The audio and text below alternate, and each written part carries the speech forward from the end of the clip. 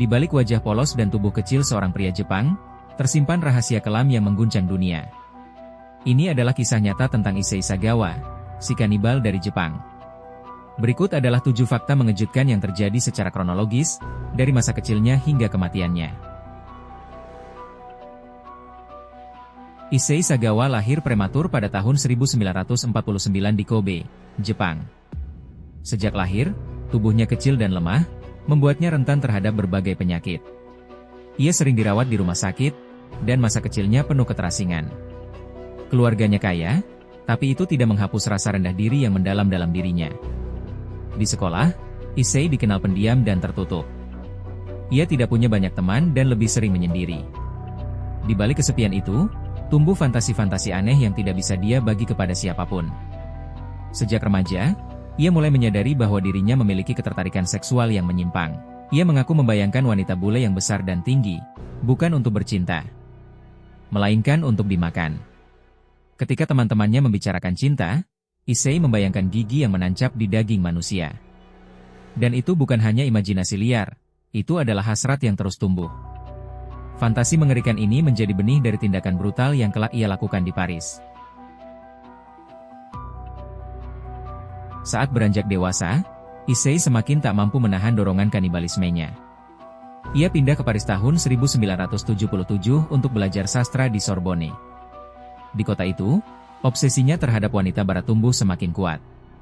Ia mulai mendekati wanita-wanita bule di sekitarnya, terutama yang bertubuh tinggi dan besar. Mereka bukan hanya objek kekaguman, tapi objek hasrat sadis. Issei beberapa kali mengundang mereka ke apartemennya untuk alasan akademis, membaca puisi, berdiskusi budaya. Tapi di balik semua itu, ia sudah menyusun rencana pembunuhan. Ia mengaku pernah mencoba membunuh seorang wanita di Jerman namun gagal karena takut. Namun, kegagalan itu bukanlah akhir, melainkan latihan sebelum eksekusi sebenarnya. Paris menjadi tempat di mana fantasi lamanya berubah menjadi tindakan nyata. Korban yang naas adalah Rene Hartevelt, mahasiswi asal Belanda. Mereka berteman baik, dan Rene sering datang ke apartemen Issei untuk membaca puisi dan berdiskusi. Pada malam naas 11 Juni 1981, Issei mengajak Rene makan malam dan memintanya membaca puisi dalam bahasa Jerman. Saat Rene duduk membelakanginya, ia menembaknya di bagian belakang kepala dengan senapan kecil. Rene tewas seketika. Namun kekejaman sebenarnya baru dimulai setelah itu.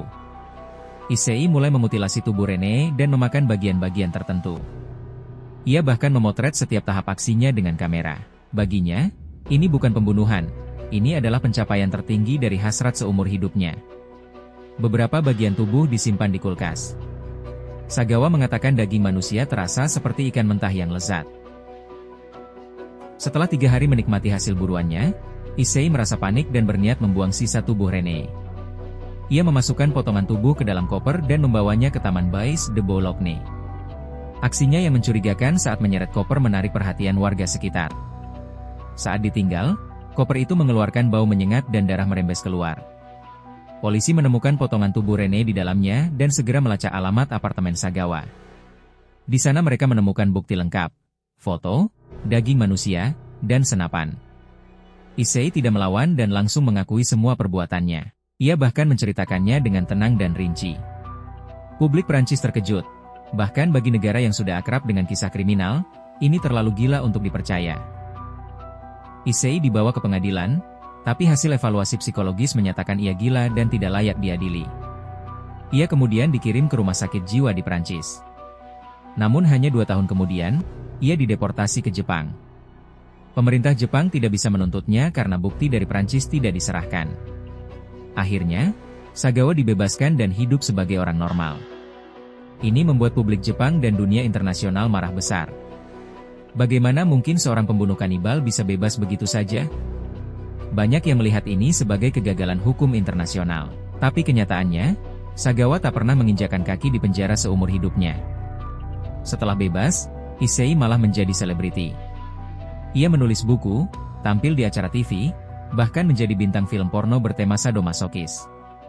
Ia menulis autobiografi tentang kejahatannya dan menjadi tamu talk show yang membahas pembunuhan.